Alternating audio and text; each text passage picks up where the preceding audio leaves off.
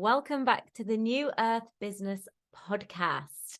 I am so excited to have here with me today in person in the office slash spare room studio, Phoebe from Earth Remedies. No. Now, Earth Remedies is a botanical skincare and aromatherapy ritual creator, provider, purveyor. Her products are beautiful. I have loads of them. She is a qualified aromatherapist and a topical skincare expert. So when you buy one of her products, you know that what you're buying is going to be of the highest grade and is infused with the most magical energy. Now, how have I done with your intro? Thank you. That was glorious, beautiful, smashed it out of the park. Amazing. I would not have said it any better. Thanks. Anything I missed out? What, when you meet somebody, when you're at one of your markets and you're selling, what do you call your brand? Do you know what? I don't really introduce it. I just let them see and take it in. I think it's kind of more I think there's a relaxedness about it, which is why I really enjoyed, and which is really lovely to hear your introduction, because I don't feel like I introduce myself with any specific title or anything. I think I just be with that person and then see what they're called towards, and then we sort of just start talking about the product or their life and then let it kind of flow organically. But I guess some people do come over and they say, what's all this then? Like, tell me everything. And I'm like, okay. I mean, there's a line I use every time, which is like, okay, if we went through each and every product and I told you everything about each product, we would literally be here. That's probably like I don't know, 1 year course, I think. But I would say I craft with the essences and the spirit of nature. And try and bring them into like life and symbiosis, using and inspired by different folklores, the plants themselves, the esoteric, and what people need, what I've perceived in my life and in my journey, that I need, that my friends need, and now I've been doing this for a while, what my customers need. So each product will stem from, and with there'll be a reason for creation. So, and there'll be many different ways in which that ends up coming about. Wow. It feels like so much more than just skincare, than just products that you use. Every product has a message, everything has a story. Tell me, like, where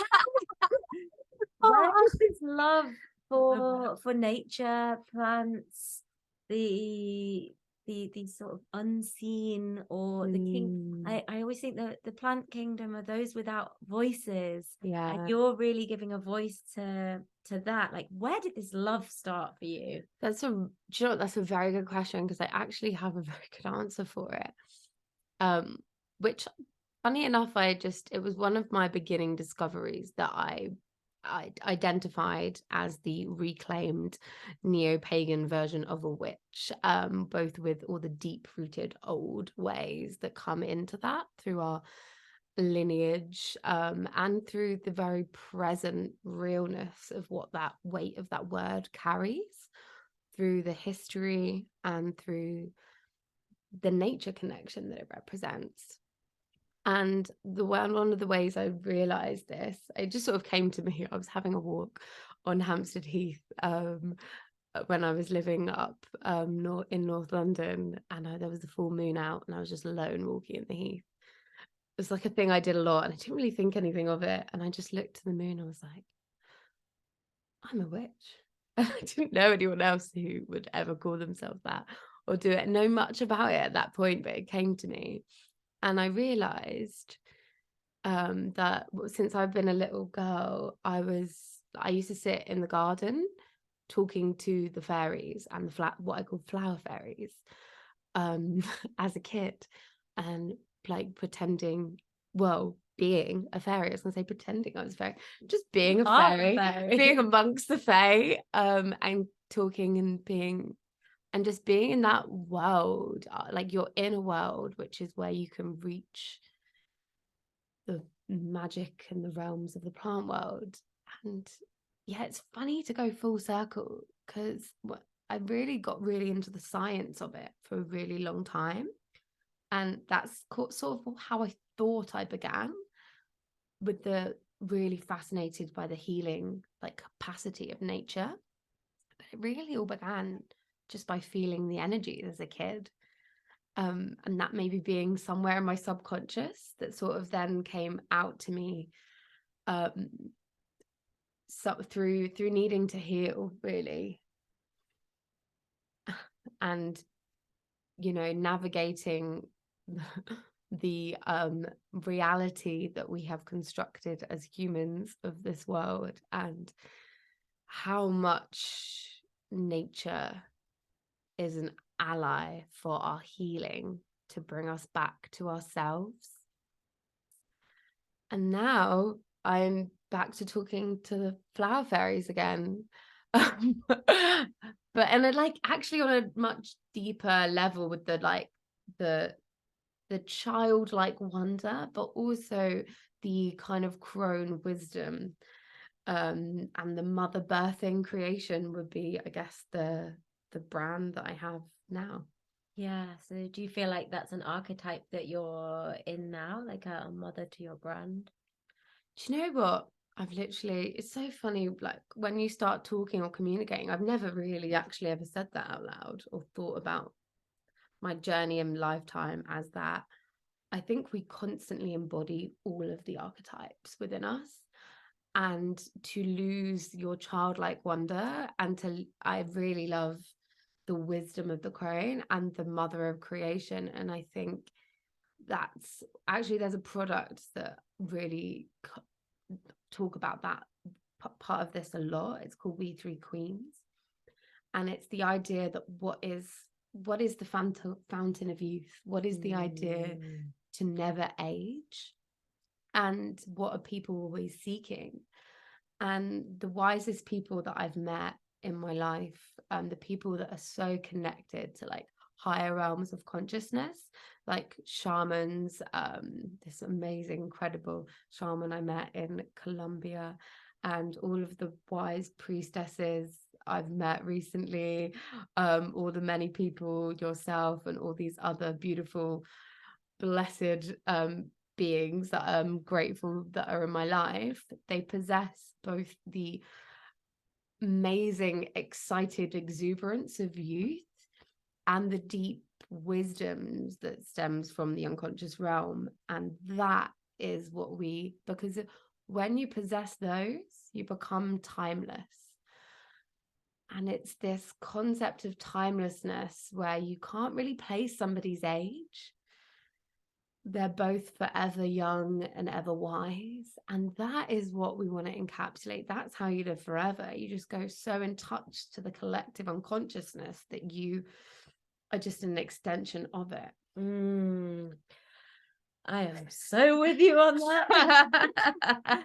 It's, as you're speaking, what's coming up in me is the this other side, which is the very like media driven need for the everlasting youth and this young skin, and it being very much a world created by men who want to keep women in their maiden years. And so your brand, your skincare brand, I love how you're just explaining it, is like omnipresent. It doesn't have an age. It's not about reversing that process.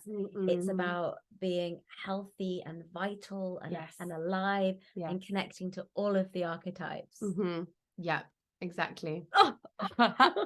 It's like inner and outer healing. And obviously there's the other aspect, which is that it is skincare as well, and your skin is a vital organ. Like, it's the largest one that we have. It covers our entire body. And in Ayurveda, they like refer to it as one of the eliminators of the body, because it is.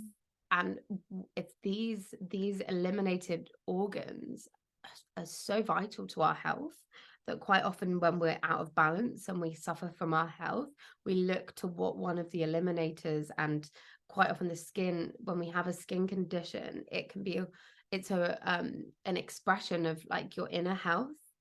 So it goes into like, it's like the connection to the mind, the body, the spirit, all of it. I think, well, like we spoke about spirit, then there's body, which is keeping and looking after your skin's health and keeping that glow, and the amazing like plants that can help with so many different topical skin conditions. And there are plants that are antioxidant and age defining, but what they don't do is they don't stop you aging, but they give you this exuberant vitality while you age, to age like gracefully, and with like hydration, and life. And then you've got the other one, which is the mind, which actually I've had a few people ask me, and I've got like, should probably do a little graphic on this or something, because people are like, what's the best thing I can do for my skin? The best thing you can do for your skin with really little to no money, I'm sure you all have heard about drinking water, but the other one is to meditate. Meditation is one of the best things for your skin because it lowers your cortisol levels, which is directly, your cortisol levels really affect absolutely everything. But one of the things is your skin's health. Wow. Did not know that fact. It makes Pretty sense good one, though, right? because when you are more relaxed, when you go on Yes, holiday, you're glowing. Oh, she's glowing. She must be at ease and happy. She's just doing her insight timer for 10 minutes a day. Exactly. Whatever. Yeah, that is a great one. Yeah. There's so many others, or mindfulness. Whatever it takes for you to lower and release that stress. Absolutely. Sport, movement. Yeah. Well, bath, massage, like, I guess that. I feel like that was a plug. I've got to try and do it somehow. I'm terrible at plugging normally. That was good. Well, that's a good segue actually, because I obviously know that you run this amazing brand, but what I didn't know until today was that you also offer massage and a whole suite of rituals to go with everything. So that just makes it just even more in depth and even more juicy. Tell me about like what came first and how you weave it all together. Well, the plants came first, and the fascination with them, and then really the aromatherapy. That was for me one of the best ways to access plant spirits and get some straight up hit of healing is through our olfactory system. It's incredible.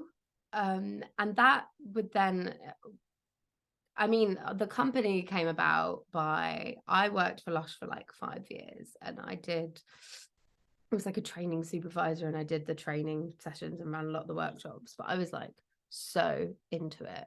Like more just into the plants and the products and learning. So I would learn in my own time. Like I also got into witchcraft at the same time. And then someone came down and was like, I think I just moved into like a warehouse in Hackney Wick, and someone was like, oh, Katie from upstairs wants to like learn how to make products, and they thought that you might know a few things. I'd never before made anything, but I had absolutely analyzed products for a living. So what I got to the point, what I was doing was I would read a label on a product, and I would know exactly who it was for, what it was for, and all the many different things it could have been used for. So I would disregard their training notes and then make my own based off reading the label and being in tune with what it felt and the texture. and playing with it, like with my senses. And then when it came to like creating the products, I just basically knew what I was doing, and it flew out of me and it hasn't stopped. And the massage was a thing that I always wanted to do. It's actually, unfortunately, something I can't offer anymore because of the physical side of making products and looking after myself. It basically got to the point where it wasn't, I mean, my clients were loving it. They were coming back more. I was getting super fully booked. The feedback was beautiful, but I was starting to resent people for booking in because energetically it was really draining me. Because I'd been making all day and then I'd finish and then I'd have 2 clients, and I did deep tissue work. I did like fluid breath work, deep tissue, which was lovely. And do you know what it was? I was jealous. I was jealous of my clients. This is why I stopped doing Indian head massage. Is it? You got jealous and Yeah. the energy's off. Yeah. And what it taught me and what it's gifted me is like the power of energy work. And it gifted me, like, I would trip sometimes, like giving and also receiving. And like the energies that I would like quite see colors coming out all the time. And I think, maybe one day it will come back, but I think it will be in a more subtle capacity that isn't so hard on my body and is maybe more connected to the energetic field. That makes a lot of sense. And something from my own work is I used to offer Indian head massage as well as my energy healing, energy medicine sessions. Energy medicine sessions. Yeah. So somebody would come to me and we would start off with a conversation, and then I would do Indian head massage to get them into a receptive state. And then we would work on their energy field. And lots would come up again, similar to you. I would see lots of things, but by the end of it, I was realizing I was quite drained. And so I just cut the touch bit and then worked on the energy with some hands-on healing, but I didn't really go for it because when I was massaging people, I felt like I was giving my everything. And I couldn't seem to kind of filter that. But when I just did an energy medicine session without the like super hands-on touch, it flowed much better, and it was and they got exactly the same results. I just needed to trust that I didn't need to give that extra thing. And you didn't need to drain yourself in order to heal someone else. And it brings me around to the people pleasing thing, which I find as business owners, it's very easy for us to fall into that cycle. Have you had much experience yourself in that? Yes. Yes. Tell me about it. Well, I was reading some really beautiful I have a strong recommendation. I think it's like Asia Sulla. I think I might be pronouncing her name right, maybe wrong, but Asia Sulla, she talks a lot. She's like a plant oracle medicine woman. Wow. And yeah, for sure. And talks about like highly sensitive people. And actually, I'm going to do some raw shares. So from having been in like a group counseling session for binge eating disorders, there is actually like a correlation between so many things about people who are highly sensitive and need a way to like ground or dull. And it's funny because it's a metaphor. It's people who don't really project outwardly their energy, they eat it internally.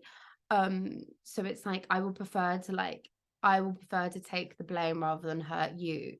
And I don't really know. And it's just as toxic for yourself and therefore the world to do that as it is to project in a way. Like it's easier to be around someone who is a people pleaser.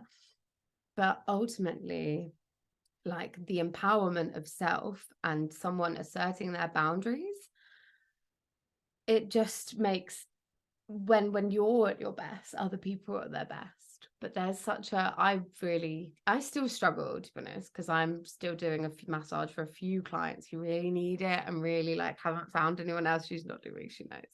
And that's like my thing. I'm struggling at the moment, but they're so wonderful and they so need it. And they've just really asked me really strongly. And, you know, I also need I'm like, I'll be real. I'm like, I need, no, I don't know what I need. No, I don't. I'm gonna release that. Mm-hmm. So as you've been speaking, Yes. you're crossing your arms, your shoulders have come forward. So it's really interesting to see what these thoughts and these feelings do to our bodies. But what excites me so much is that what you create actually does the opposite of that. It like expands. I put on my day oil of yours every morning and I do my ritual. Yeah. I feel my shoulders go. I feel them come back and I feel like I can step into my day now with your message. So just bring a little bit back on yourself. Remember that your own medicine is so potent, it's so beautiful. Yep. And yeah, to a definite reminder to like self. And it's like, maybe I'll finish the people I've booked in for, because I'm a big fan of, and it's okay to change your mind and say no, but if I can and if I do have the capacity to stick to my word, I will. But yeah, it's a definite triple reminder to not go back on your intuitive knowing or word, or just like knowing that it's not aligned for you anymore, and not going back on it. Yeah, and it's okay to explore that as well. It is okay to flip-flop, I think, a few times, but then there'll become the time when you know. Yeah. And when you know that it's not aligned. I mean, you know, I think it's what happened was, I had one client I was going to do, that was one treatment like once a month, that I just, you know, and I actually don't mind doing her treatments because our energy, I'm so used to it, and our energy is all right, and I've done quite a few on her, so it doesn't take too much strain on me. I had a few clients with very stressful jobs, but for some reason it just lives within the body so much, so it just drains me so much more. And yes, she also has a stressful job, but we've been working together for a while, so a lot of that has been released. But I think they caught me on a phone call, and it's like that human, like, and that's good practice for myself. It's like in an email I can set my boundaries, but now it's good to know and realize where my boundary practice needs to be reinstalled. It's like, can I do it to their face and in person when I'm looking at this human needing some healing? How to say no to that. That's hard. I hear you. And again, bringing you back to the fact that you have this whole suite of products. They can choose any of those products to benefit from your energy, your unique essence, your frequency, and it doesn't have to be like that full hands-on. Yep. So self rituals are incredibly powerful. I agree. Do you want to elaborate on that? Yeah, so each product, there are some specific ones I have that come with a full booklet. Seeded booklet. Seeded biodegradable booklet you can plant. It's like handmade by some really small conscious sellers, small businesses supporting other small businesses. That's what we are here for and all about. But yeah, so you can read and like you can do a self ritual. And the thing is, what I do in those is I share the information on the plants, why I did it, why they're in there. And it's like a little education, because when you because there's no, I can give you something and tell you nothing about it and you'll still receive its healing properties. But if I give you something and I tell you about it and I tell you why I've used everything, I mean, it will just spark awe in the plants. And it sparks, one of the reasons, there's a few reasons for doing it. One of them is sparking awe for the magic of the plant world. Because the healing that this planet needs is more people can deeply connect to nature. if the entire world just reconnected to nature on a deep level, we would be fine. And it's a little step, me doing these things, but it's a step. And the other one is because you can then, once you understand what I've created, you can then create with it yourself and your ritual. And I write a ritual for everyone at the back, and you can go with that, but then you can flow intuitively with what you might use it for, and create your own, which is part of the fun and the magic of like self-care. It's feeling into what your body and what your energy needs at that point in time. And that's one of the reasons, like, for providing the information. It's like a lot of those, like, I've never been a big fan of how to like recipes in general. Really always hated recipes because I wanted to create, but like spell recipes where someone else has created a spell step by step and it might suit you, but it also might not. And like going by book rather than by feeling and intuition, that's healing. I love a combination of both, having a look at what somebody's done as a ritual, and then sort of maybe using that as inspiration and putting my own slant on it. And I always tell often my clients come to me and they're like, oh, have you got a ritual for this, or have you got a ritual for that? And often I'll say to them, yes, but I'm not going to give it to you because I want you to create your own.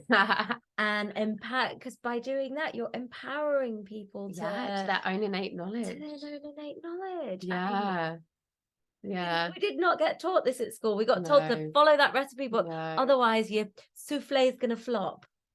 Or like, this is exactly how you have to write this essay. Because I remember when I read about the concept of death of the author. Oh, nice. I wish I had learned in school, because you better believe that I'm like gonna like absolutely ruin all of my essays. Death of the author means that you cannot know what Shakespeare meant, so you cannot grade me like that, because that's my interpretation, and Shakespeare's dead, he doesn't live in you. But I think that concept is like learning later on, and that's kind of why like further education needs to be more accessible. Absolutely. And obviously changing that formula, but like it wasn't really till we got into further education and into more art subjects, to be honest, that you're taught more different philosophies and ways of thinking and creativity and schools of thought. I think art should be fucking, can I swear on this? Of course you can. Completely motherfucking mandatory. Just like math and science, because it teaches you so much, just like those other subjects. Absolutely. It teaches you problem solving, it teaches you resilience, it teaches you to learn to love whatever it is that you produce, creativity, finding ways around things. I mean, we are both purveyors of the creative and art. The art Thespians. Okay, so I'm gonna switch gear a little bit. I have had this question bubbling for a while. Ooh. How the did you create your actual company? Like, I think a lot of people have had dreams about, okay, I'm gonna make a brand, I want to do skincare, I want to do tinctures, I want to do things, and then they get to like, oh, or even like, I want to bake cakes, like food grades, special kitchens, special licenses, things that you have like milligrams and ounces and science, like the idea is lovely, and then there is a very few people who actually go ahead and manifest this. Like, can you just tell me a little bit about that part of the journey? Okay, so this is, and like also beyond that, the things that you do, it's like the amount of learning that I have learned. Like, you are literally, I think I saw so many business reels, like I do the spreadsheets and the marketing and the finances and the photography, and then I learned this like situation and this other thing. It's just a drive beyond what I can control. Like, it's like another force, just like, which is also a part of me, just continues me on. and it's I mean, it's literally, it's what similar to why you said like you're a mother. It's I've detached from it being my baby, because it's more than, it's not my baby, it's what I want to make it bigger than myself. And it's like, I think going back to like the why you're doing anything can get you through so much. And also for like self, there's a lot of there's so many hurdles that I basically have just fought through and found ways through. It's been a ride and a journey, and um I did not know that I possessed this level of resilience and drive within me until this. I like I have been told by like a close family figure that I was a very lazy person, or that I was this. I was just deeply uninspired for life. I was not lazy. And if you find your dharma and your passion, in whatever it may be, and the thing is, you have to like simultaneously trust in the universe, and be very fluid and intuitive to what is going to happen, and also just being like having that strength. It's this balance between the two, isn't it? And continual check-ins and fluctuations and ups and downs, and like a couple of times where I was like, I'm gonna quit. I'm at a precipice right now where I'm like, it is do or don't. Do or die. And I'm probably sure that I will get, maybe if it's meant to be, I will get through this again even stronger, with my business developed even more. I bought this amazing book that I highly recommend. It's called Brand Storytelling. Have you read it? Have you heard of it? Let's put it in the show notes. Put it in the show notes. I was like, I don't know what possessed me. I was shopping with my sister in Primark. She dragged me in there, and I was like absolutely hating it. So I was thinking about many other things. And then I was like, I'm going to go get a marketing book, because I don't know what the fuck I'm doing. So I just walked, and I walk into a bookshop, and I was like, okay, I'm just going to sit here. And I read every single one. Every single one was really uninspiring, and I really hated it. And then I found just one like kind of semi-medium size thin book, but it was called Brand Storytelling, and I started like reading it and thinking about it, and it's like, yeah, it was just basically just reaffirming your mission and your ability to tell your story of why. And the reason I'm doing it is similar basically to what I was saying earlier. It's like, I believe that by reconnecting to nature and to the healing of ourselves, and our deepest healing internally can come through our inner power and the power of nature. And it's that conscious presence of our body and the energies that are flowing around us. There are many ways we can heal, but for me, the one that I've been called to, the one that I've been, I guess, really gifted to be so blessed to be able to communicate and be in tune with, is the energies of the natural spirits, and knowing how much my inner healing journey has come from that. And if I can deliver that to more people and get that bigger and even bigger, it's a method of healing. And it's the one I think like we've all got our collective mission to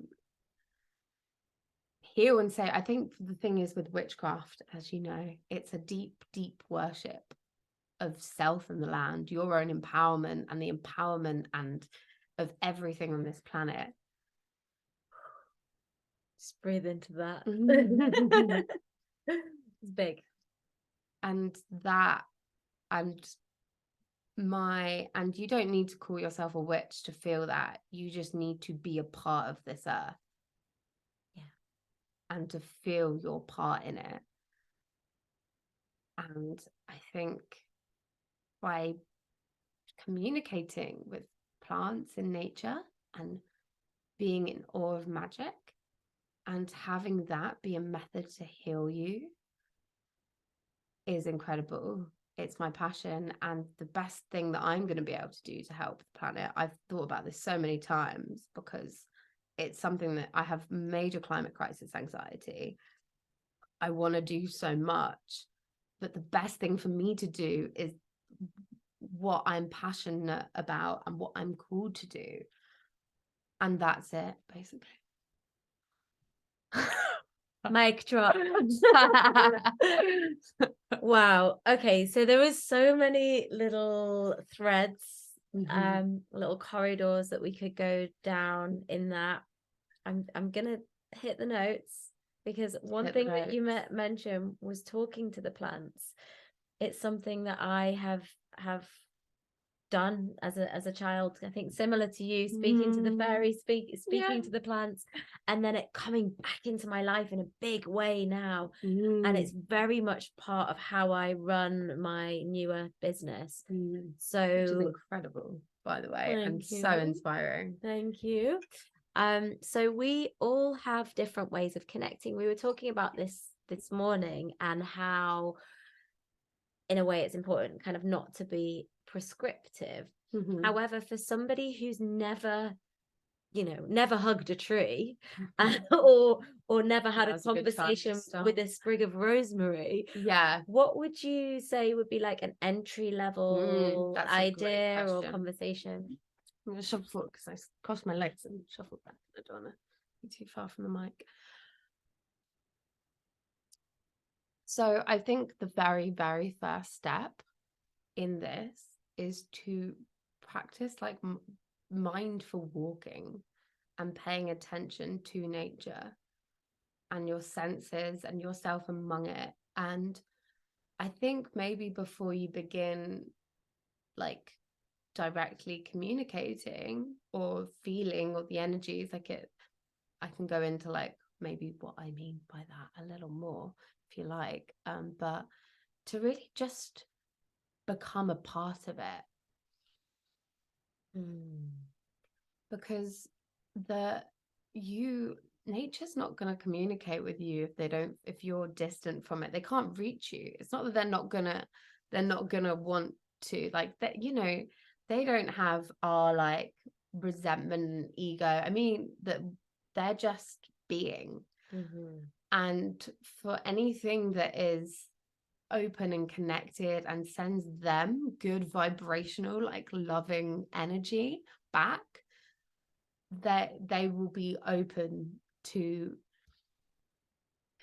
communicating or sharing their connective, like part of communication is the energetic healing that they bring, which is also like a really important part of like conscious consumerism of nature, because it's like blood diamond. You don't want like blood tree energy. Like, it's still the essence of the plant is still there, but there's other threads of it that just don't really, that there'll be a memory within the tree, and it's like, oh, it's like how halal and like different meats, it's like you want that meat to be like happy as it's passed on. Yeah, this leads me to asking you the question around organic, and you mentioned before like the climate anxiety that you have, that I have, that I think a lot of my listeners have. We, on the New Earth Business podcast, we're obviously promoting organic everything, grass-fed humans, grass-fed animals. What's been your journey with that? Because I know that I struggle to, I can't buy all organic. It's just not, it's not, oh, there goes the bell. Not till the end, not till the end. So I do a mixture of my river-fed delivery, then I grow things in the garden, and then I go to the shop, the shop, right? And get whatever I need. So there's a balance. You can beat yourself up about this kind of stuff. So where do you lie in that consciousness? And like that's a really, really beautiful intro. And I'm really glad you brought it up, because it's probably something that we've spoken about and mentioned before, and that's triggered in your memory, because my journey with being I'm not fully organic, I'll just say that straight up. I am Get out. No. I am organic as I can possibly be, and I will continue to grow in not just organic, but like sustainable, small. There are so many conscious parts that we can, it's people and planet. Yeah. It's not just, and the thing with the organic movement and a lot of the eco-conscious brands is that it's so distantly removed from some of the people that really need its healing the most. A lot of people who are lower working class, lower income, working class people who struggle to get some of these medicines and really don't have a choice in being organic.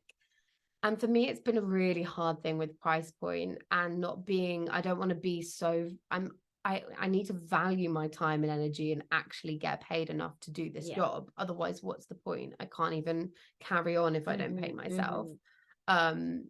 So, you know, sustainability in that way. So I began just by ordering whatever I could afford and mixing and blending. And as time went on, I started to turn everything slightly more organic. Some products are fully organic, others are missing just a few. And the ones I haven't yet got organic is because there's such a giant price difference within the oils that it would mean that my product jumps up a big price bracket. And until I'm at a larger production scale, that gap gets smaller then when you get bigger.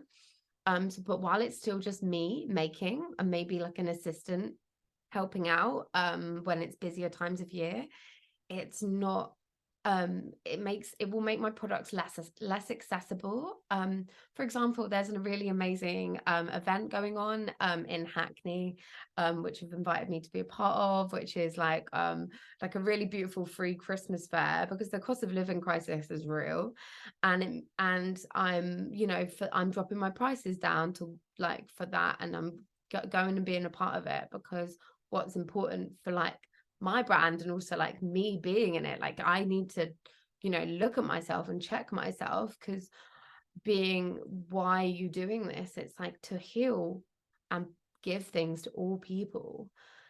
And there will be a point where I'm fully organic and fully, and one of the other things I've done beyond just being organic is really try and source local small farms and support I've switched to like a few local like essential oil and like herbal suppliers who are really conscious and amazing, and you know, it's a journey to be, and it's also like, for like similarly you're saying, to not beating yourself up if you can afford it.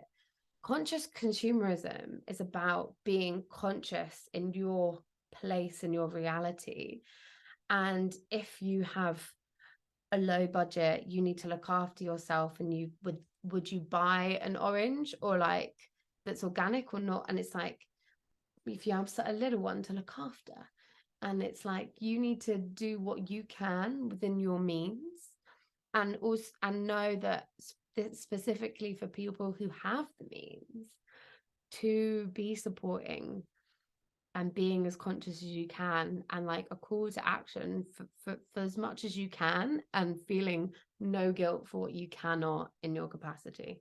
Yeah, the guilt is something that eats a lot of people up, I know.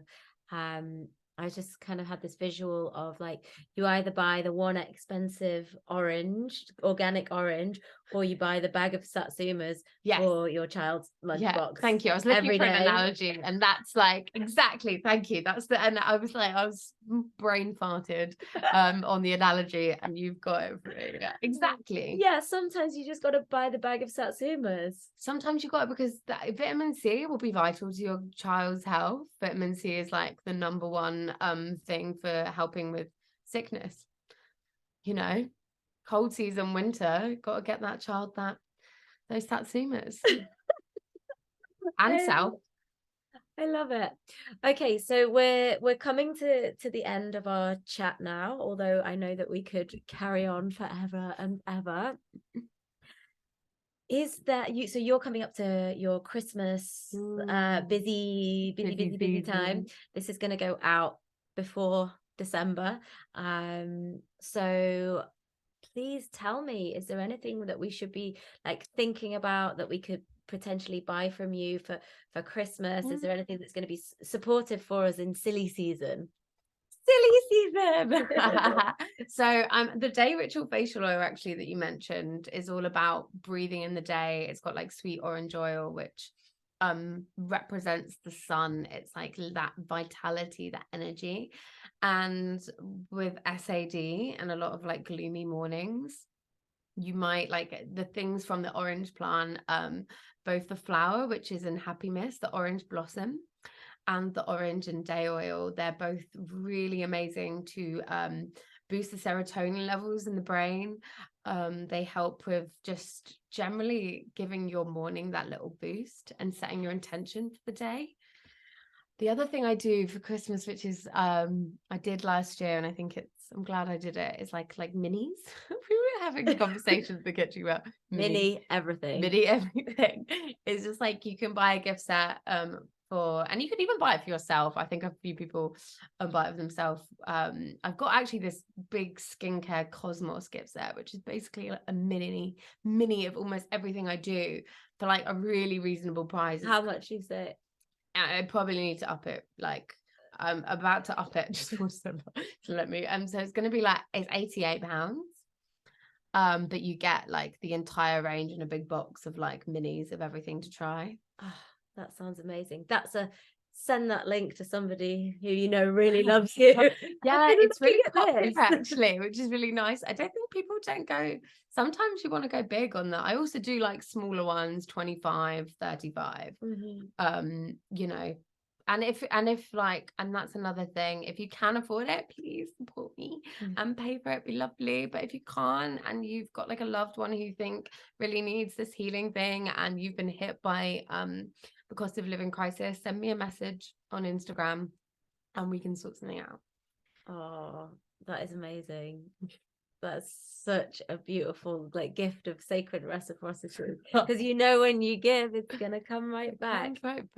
Yeah. So with that, how do we get in touch with you? How do we buy from you? What's the process there? So I've been in the process of having my website redone for a very long time. It's been a nightmare. So my live website at the moment doesn't work. I'm really hoping it will launch before Christmas, and it's all like systems go to get it to launch. But for now, I'm on Etsy, which you know is a great platform and it reaches a lot of people. But the main way to keep in touch on my journey and like sharing any like wisdoms that have come through plant or ritual practice, I share on there. And also just send me a message. I love keeping in touch with people. I love having a community. So it's just earth.remedies on Instagram. And then my Etsy store, because I came to Etsy late, I didn't start with Etsy. I came after my website messed up. It's like Earth Remedies store. Okay. It's a bit harder to find, but link through Instagram. I will be sorted in website next year 100%, hopefully before Christmas. But I will be doing like a big song and dance about it on my Instagram when it's up, so you'll know. We're gonna have a website launch party, new studio party. Yeah. Party. So I really like that you mentioned that about your website and how we're all in working progress. I think a lot of listeners and my clients, they see me or they see other people in business and they think that we've got it all together because we've got a good brand or we've got a good story, but actually sometimes behind that you're running, you're like, you look like you're smooth sailing, you're like on the treadmill, or no, you're not a treadmill because that's too smooth. Is it the swan? The swan looks all serene and underneath it, that's a good analogy. Yeah, it's not my treadmill analogy. Oh, like Tough Mudder. Yeah. Oh, gorgeous. Well, I'm going to put everything in the show notes so everyone can get in touch with you and buy from you for Christmas. Thank you. Thank you for having me. I've got one more question. But Okay. before that, is there anything else that you want to share with that you've got coming up or workshop wise? Workshop wise, so I've just moved studio, which is very, very exciting. We're outside of London to immerse myself and connect with plants on a deeper level. It's been calling me. The West has been calling me. I'm in like a small town called Loxton, which is like 45-minute drive from Bristol. It's half an hour from Glastonbury. If anyone is from those areas, or I'm going to be doing next year, I'm going to put together some workshops or like bigger days or trips for people to travel down. So just keep in touch and keep because it's a really beautiful piece of like land which they're biodiverse, like they're Rewilding? rewilding. Thank you. Oh. I do have the word somewhere in my vocabulary, but it's going to be really beautiful, and they're on a journey, and I'm blessed to be a part of it. Their brand's called Hullabaloo's, and they're just doing this as a really amazing project to go alongside it. And there's like a big lake, and there's deer that come on the land, and it's really the place called me a lot with energy, and I'm doing it up. So I can't wait to share it with people and have people come visit me for like more workshops, bigger space to do it, and I can then host and extend it. And I think people are crying out for that destination collaboration community thing at the moment. Like my event that I run here, our collectivity for conscious business owners, you came all the way from London. Most people actually came from London or up actually north. Really, I needed to see that, because I keep writing I wrote in my diary, like, there is life outside of London. There really is. People want to come outside of London. If you're going to immerse yourself and communicate to the healing nature of plants, it's actually better and easier to do it. Actually, it's harder to do in London. It's a real muscle strengther to have to have done it. Yeah, but it's just like bliss, isn't it? Yeah, and be around trees. Oh, yeah. Because if you've cut your teeth doing the hardcore, I don't know why all my words have gone like Beaver, hard now, but you've been beavering away in London. When you do make the move, you're like, oh, the nature bit just comes easy. That's easy. Now I can actually work on the back end of things. Yeah. Yeah. Okay, so we're going to wrap up now. The final question is, as this is the New Earth Business podcast, what does New Earth Business mean to you? Oh gosh, good question. Can I have 1 second to think about it, please? Yeah. Take a breath. Well, the key is in the new, isn't it? Like a new way, a new wave of businesses, a new way to do business, to create a new earth. And really, business is one of the main things that is preventing the healing of the earth. It is not down to the people, it is down to the business owners. And I personally don't believe that what the world needs, what people need, is one big dominating business that's going to override everything. What we need is many smaller businesses. We want more people to step into their power to be able to create businesses. We want more, they're going to be therefore more community conscious, more earth conscious, as is proving the case. And with beautiful, amazing coaches like you leading people through the process of being a conscious, earthbound entrepreneur, and hopefully beyond entrepreneur, just actually creating a functioning, viable business that works for people and planet, and just support small businesses, really, because they are the future, and they are the future of the planet. And I totally understand it is what you can afford, but when you can, small businesses, it goes beyond just supporting a small business because it's nice to do. It's actually, I believe, vital for the healing of the planet.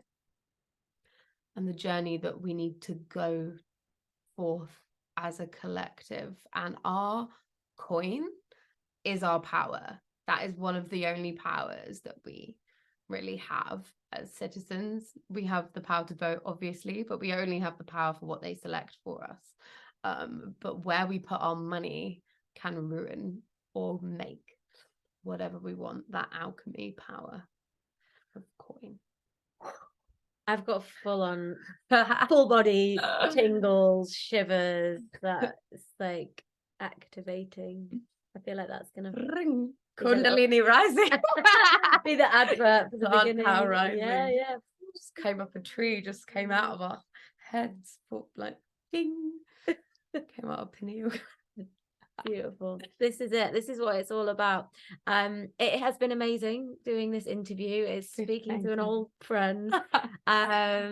Also somebody who is like on that same calling as me. I'd nearly cried quite a few times because I'm like, oh, it's my, I don't know, my visions and the care that I have for the planet being echoed back to me and somebody else is so affirming. And so we're calling out to you, New Earth business owners and people that are working in companies who are interested in the ways that we're working to get in touch with us. Speak to us if you've got a story that you want to share. I want to hear it. This is a platform for everyone, so community. It's all about community. All right, Phoebe, thank you so much. This has been amazing, and we will chat again very soon. Yeah.